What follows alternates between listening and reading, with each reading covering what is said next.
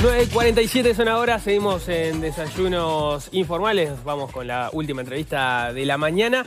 En el marco del mes de la diversidad, la Intendencia de Montevideo declaró a Diana Mines y Fernando Frontán como ciudadanos ilustres. Ambos son pioneros en la lucha de este colectivo. En el año 2022, este año 2022 mejor dicho, es significativo porque se conmemoran los 30 años de la primera manifestación pública de las personas LGBT en Uruguay. Fue la excusa que elegimos para conversar con Fernando Frontán, a quien ya tenemos aquí. Hay que presentarte como ciudadano ilustre de la ciudad de Montevideo. Bienvenido. Aprovechar los 5 minutos. Muchas gracias y gracias por invitarme. Felicidades, sobre todo felicidades. Gracias. Felicitaciones. Sí, felicitaciones. Sí, gracias.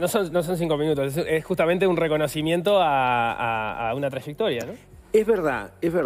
O sea, era impensable quizás yo empecé a militar en el 1995. El acontecimiento al que tú hacías referencia, sí, que se conmemoran los 30 años, fue la primera manifestación pública el 28 de junio del 92, donde por primera vez la comunidad LGBTIQ, diríamos hoy, más, y todos los que se van sumando, la diversidad sexual, empieza a hacer una manifestación pública y decir, bueno, derechos para nuestro colectivo. Pero Diana Mines y yo hicimos un paso más en el 97 en un programa en Canal 10, en El Reloj, donde hablamos por primera vez de los temas de, en aquel momento, homosexualidad en la tele. O sea, empezar a hablar de diversidad sexual. Fue un escándalo aquel programa y se cumplen 25 años y está, bueno, en razón de ello, algunos militantes propusieron a la intendenta Carolina Cose nuestros nombres para ser reconocidos. Y bien, gracias. Y estoy muy feliz y muy agradecido. Pero la historia es, ¿qué te hace ilustre en la vida? ¿Y vos qué sentís que te hace ilustre en la vida? Yo creo que lo ilustre es cuando vos tenés la posibilidad de responder por el otro y haces un algo por él. Lo puedes hacer en el arte, en la cultura, en la ciencia. O sea, ser un ciudadano quiere decir aceptar que vivo en ciudadanía, en convivencia con otros, más allá de las diversidades que podamos tener. Entonces, lo ilustre de todo esto, por lo menos que yo interpreto y agarro de esto, porque me puedo barnizar con el ego y divino, salúdenme, hágame reverencia. No va por ahí, conmigo por lo menos. Entonces, te la puedes permitir igual. No, me encanta que me saluden y lo agradezco y es un reconocimiento porque durante mucho tiempo, como gay activista y público, recibí otros tipos de saludos. Es que claro, no deja de ser muy emblemático de empezar desde la clandestinidad prácticamente a un reconocimiento institucional. O sea, bueno, todo lo que pasó en el medio tiene que ver con el trabajo que estuviste haciendo. Tiene que ver con el trabajo que yo hice. Vos y un colectivo, ¿no? El colectivo, pero también tiene que ver con la sociedad uruguaya. Pues. Estas cosas son en contextos. No es que nosotros somos héroes, son en contextos. El Uruguay es un encuentro de comunidades inmigrantes.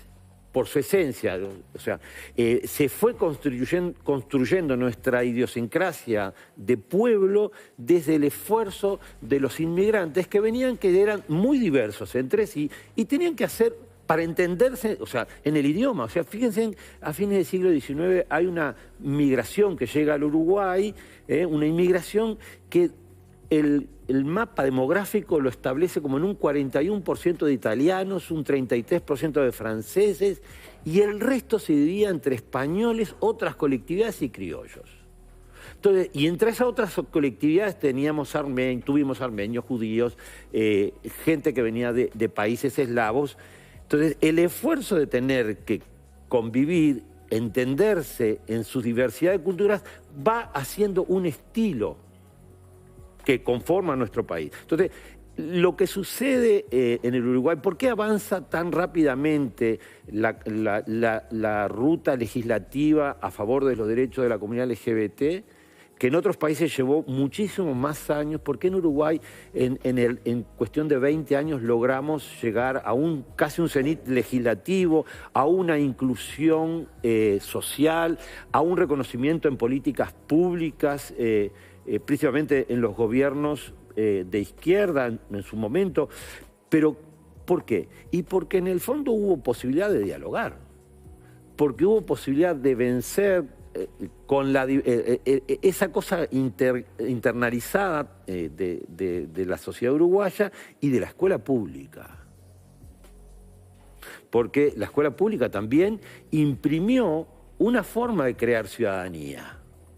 Entonces, el que seamos ilustres como valientes, creo que hubo valentía para vencer el miedo a señalar, a no ser aceptado. Yo no fui aceptado de entrada, fui rechazado, tuve algunas consecuencias, no soy un kamikaze. Sabía que mi visibilidad podía hacerme complicaciones en el trabajo, pero nunca iba a perder el trabajo, y eso agradezco a la cooperativa bancaria, que era donde yo trabajaba, cuando me hice visible. Claro, me sacaron de atender al público y me ocultaron en la gastronomía en la mañana, pero bueno, no perdí el trabajo. Fernando, sin duda, en toda esta trayectoria que has recorrido, tu opinión y tu análisis se volvió una opinión muy calificada para evaluar cómo está el Uruguay hoy en día. De cara al futuro, ¿en dónde te parece que debemos avanzar para ampliar este concepto de diversidad? Yo creo que primero tenemos que salir de las fronteras. O sea, yo personalmente ya hace unos cuantos años que no milito activamente en el movimiento, porque entiendo que la inclusión me debe llevar a compartir otros espacios como gay, abiertamente, y generar ese espacio de inclusión en otros ámbitos. De hecho, mi trabajo como religioso, que fue otra frontera que tuve que romper, ¿no? O sea, soy pastor protestante y ser aceptado en ese camino, que no es gay, iglesia no van de la mano, parece, cuando no es así, porque gay y espiritualidad siempre van de la mano. Y cristianismo y espiritualidad debería ir de la mano. Inclusión y religión deberían estar estrechamente relacionadas. El problema ahí es la iglesia, la iglesia como institución, ¿no? Las instituciones son espacios donde las doctrinas van haciendo un formato de ser, la ilusión de control social se establece, tenemos que enseñar a la gente cómo ser de una manera, lo humano como santo y pecador.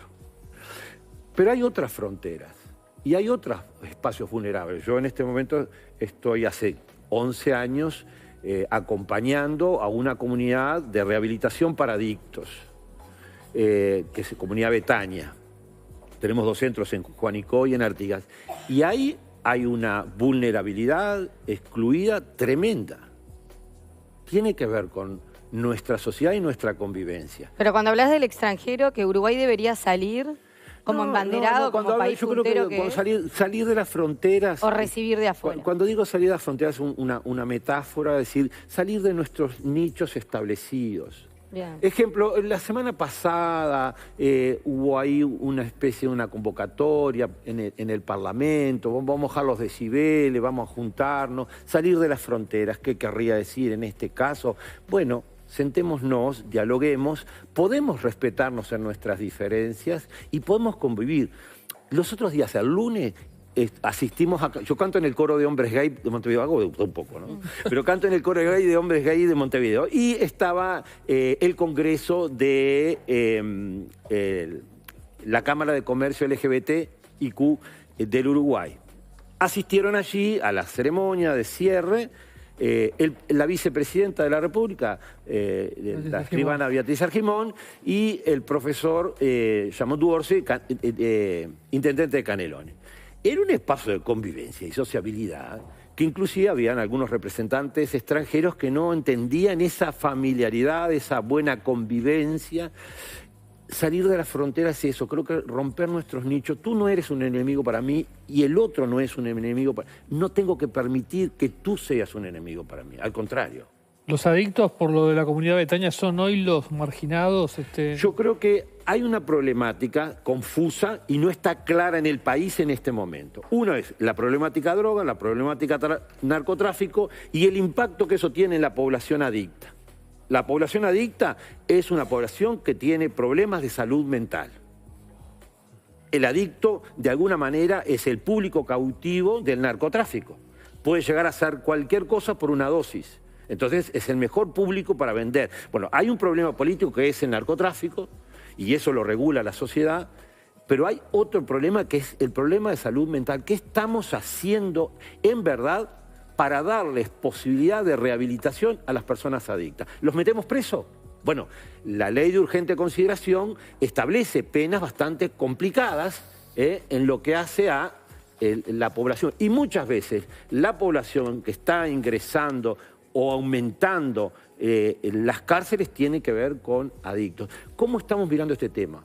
¿Se están haciendo esfuerzos? Sí, pero es complejo. Son temas muy distintos, pero imaginás que vas a poder tener el tipo de resultados que tuviste en tu bandera anterior. No creo pero mira, yo hace 11 años, mira, hace 11 años que vengo trabajando y he logrado convivir, compartir, acompañar procesos de rehabilitación de adictos y familias, y entre ellas pasan entre 2.000 y 3.000 personas. Yo no quiero más.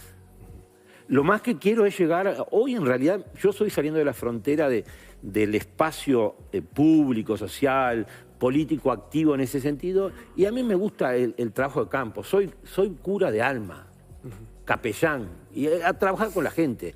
Y sé que se puede salir de la problemática de la droga, se puede construir vidas sanas, se puede tener una salud mental elaborada. La adicción, eso es un mensaje que quiero dar claramente a la gente. La adicción es el problema, pero tiene solución. Bien. Busquemos rehabilitación. Fernando, muchísimas gracias por estos minutos. A ustedes, y que todos seamos ilustres ciudadanos en nuestras acciones cotidianas. Muy bien. Gracias. Nos quedamos con eso. Tenemos que